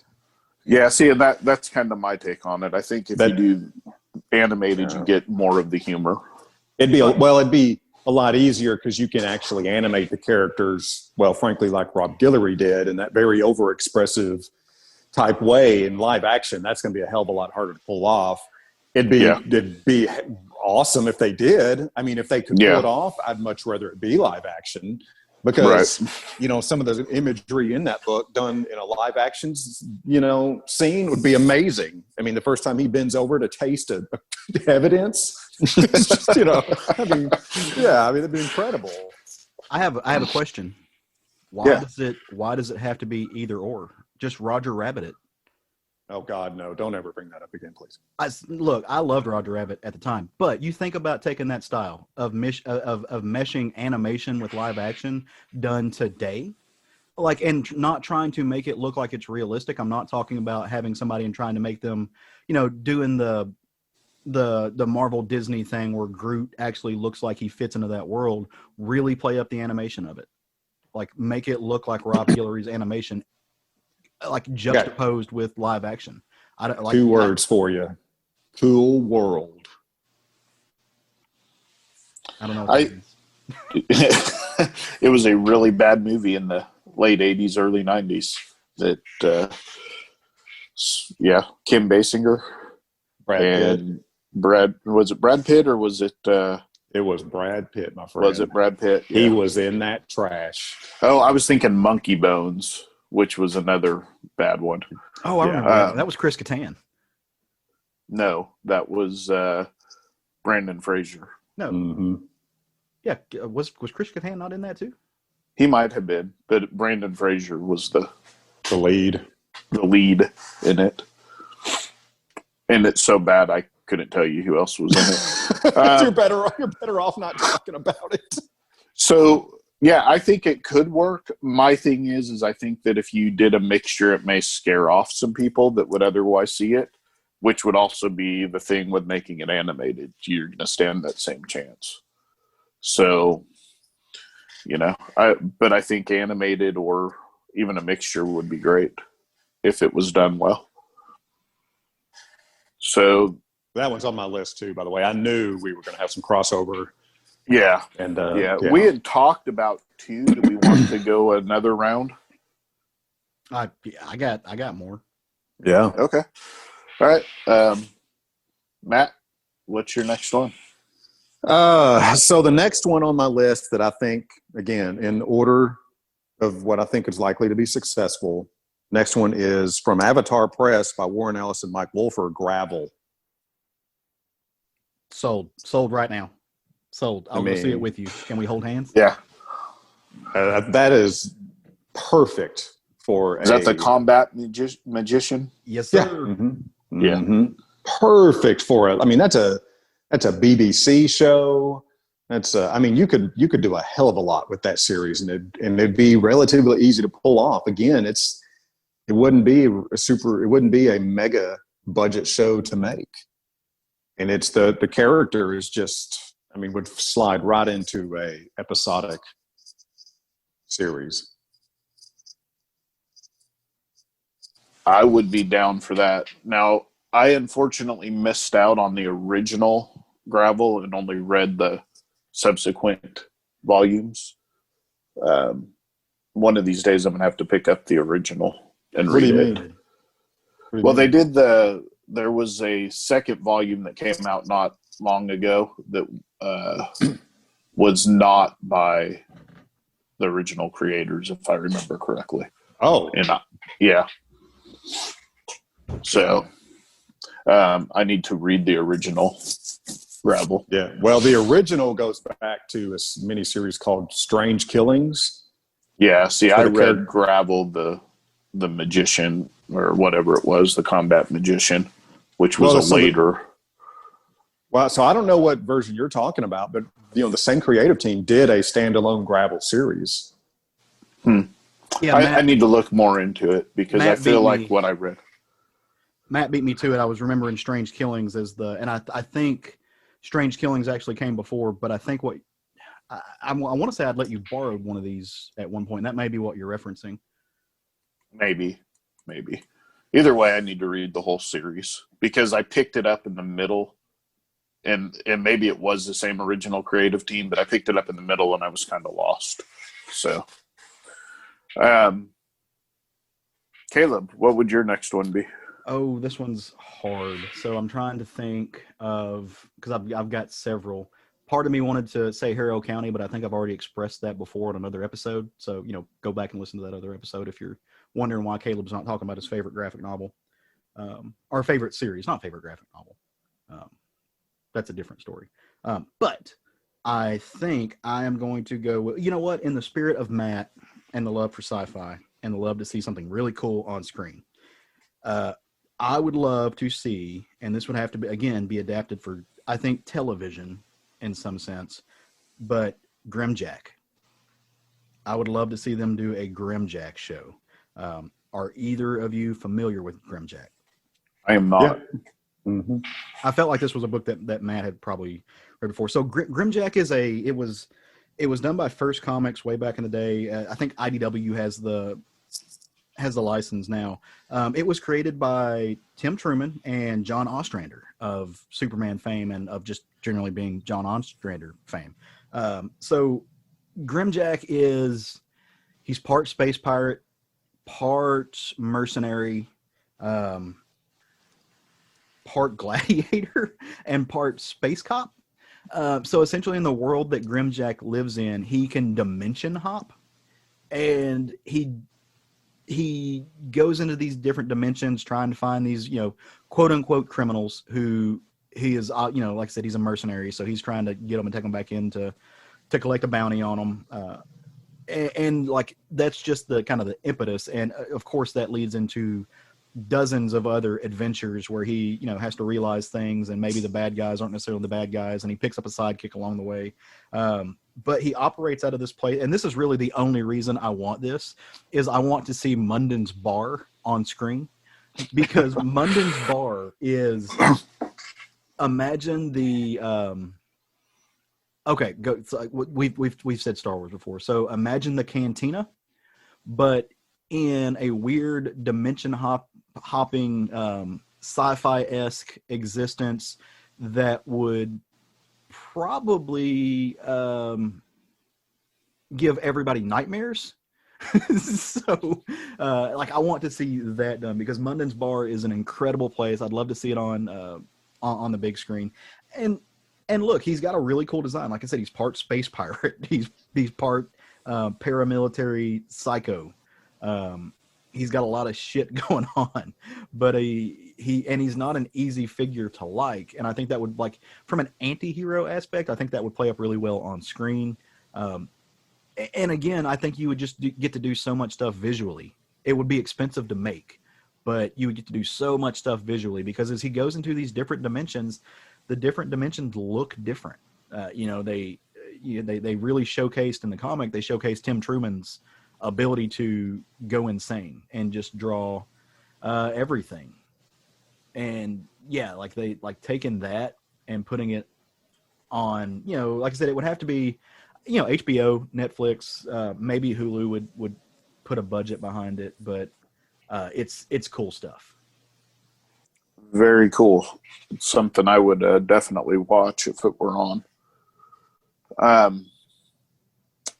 My third book, I'm going to go with Transmetropolitan, which would be Warren Ellis and Derek Robertson. I think this would be timely based in today's political culture, but Spider Jerusalem, who's the main character in this, is essentially a futuristic analog for Hunter S. Thompson. And he returns from self-exile to start reporting on the current presidential election, where you have the Beast, who is the incumbent president that he can't stand, going up against the Smiler, which he considers to be the lesser of two evils until he actually starts investigating them. So, yeah, it would be a very interesting take on politics done in a futuristic cyberpunk world. And I think with Warren Ellis's humor portrayed correctly, it would be fantastic. Of course, with this one, it would be all about the casting, I think, and getting the right person to play Spider Jerusalem. Because if you miss on that casting, you'll never get it. But, swimming against the tide. Yeah, because you would have to nail the casting and get the right person, and it would have to be somebody that could carry this kind of story on their own, pretty much. Mm-hmm. Because if you tell somebody it's a story about a journalist, they're not going to be super excited to watch it. Right. But trust me, it's very well worth it. I actually thought about this the other day, and I don't know if it would be a good pick as much as an interesting pick, but the dude who plays Klaus in Umbrella Academy, I think if you shaved his head and you let him really play up the drug-riddled, flamboyant aspects of Spider Jerusalem, I think he might make an interesting version of that character. I mean, I haven't seen Umbrella Academy, so... Say what? Yeah, I haven't. I need to, but I haven't. One of those bad decisions I make that Matt talks about all the time. At least you're consistent. Yeah. So that's 3 from each of us, and I think that's 9 pretty good titles to take. Do you guys have any honorable mentions? Oh, yeah. I got my honorable mention is the beloved Martial Law by Pat Mills and Denny O'Neil. Kevin O'Neil. I was like, wait a minute. Yeah, Kevin O'Neil.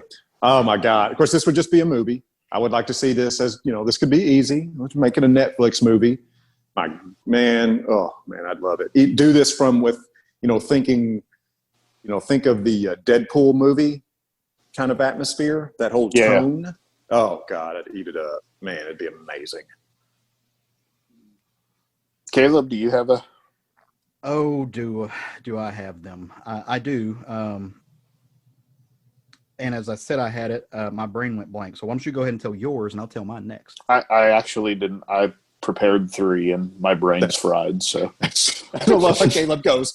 Boy, do I ever. Okay. Well, no. As I'm looking up so I was looking up the name of the series because I can't remember it off the top of my head. But John Allison has got a series, and shame on me for not being able to remember it because it's won awards. I've read all of it that I can read. It's incredibly good. It's about 3 girls who are in college together, going on insane adventures. I love John Allison. I think that would make for a great TV show.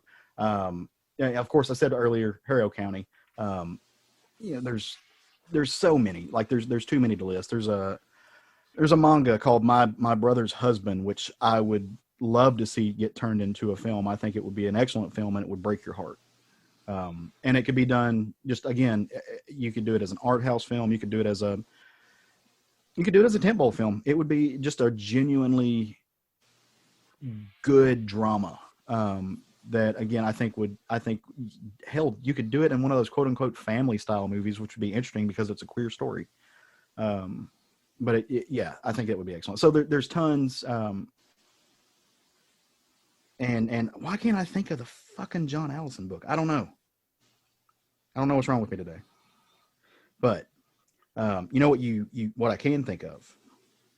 What books to get next week? Well, but I was going to say I can think of. I can never read your segues.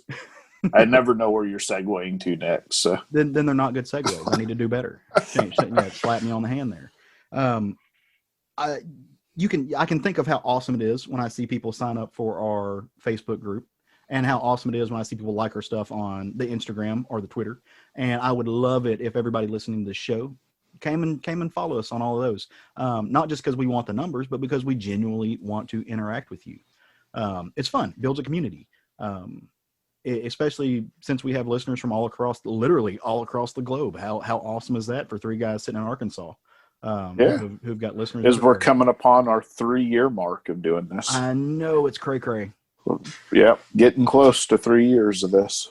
Also, you can totally go support as we lean into the next our end section of the show, which we're going to tell you about some books you should go pick up next week. And while you're doing that, the best way to do that is to kind of support your local comic shop if you're able to right now. If they're not closed because of COVID, or you've got one within driving distance. If you're in Central Arkansas, we totally recommend going to Kapow Comics over in Sherwood. It's on Kill Avenue. It's awesome. It's where all of us met. You go in there. And Jerry's not there anymore. Matt and Tony will treat you so many ways. You're bound to like one of them. Not all of them are going to be great. Matt will yell, but you're going to like one of them. And they're good people over there. So if you're in Central Arkansas, go check out our home shop and tell them we sent you. You won't get a discount for it, but they'll at least know you come from good people. So, Matt, very nice. What are you picking up next week? So I'm looking forward to, from Boom Studios, this book is titled "We Only Find Them When They're Dead." What did I tell you, Caleb? Yep. Yeah, I can't believe you let me go first, because as soon as I get this telegraphed that I would pick this one.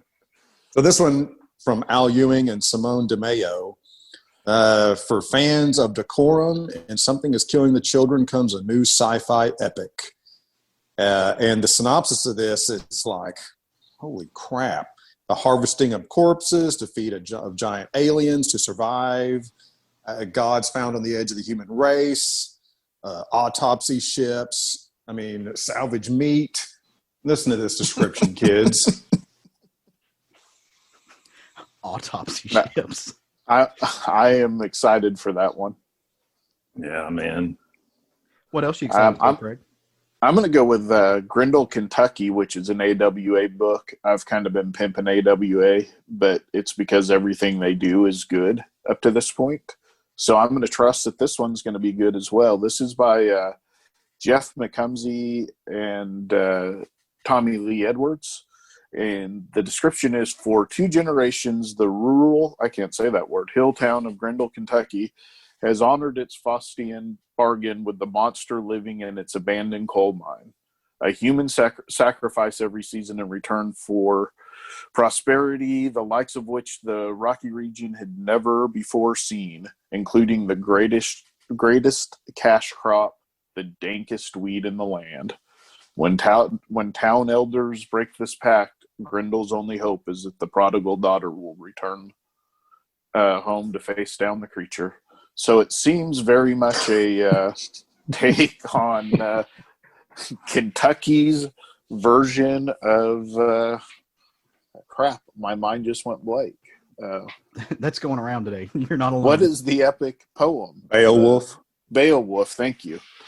So it seems very much a AWA's take on Beowulf. And marijuana.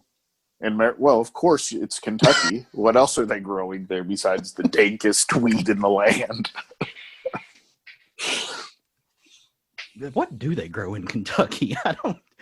I just told you They the grow dankest weed in the land. Have you not watched Justified? Somewhere Snoop Dogg is poo-pooing that idea.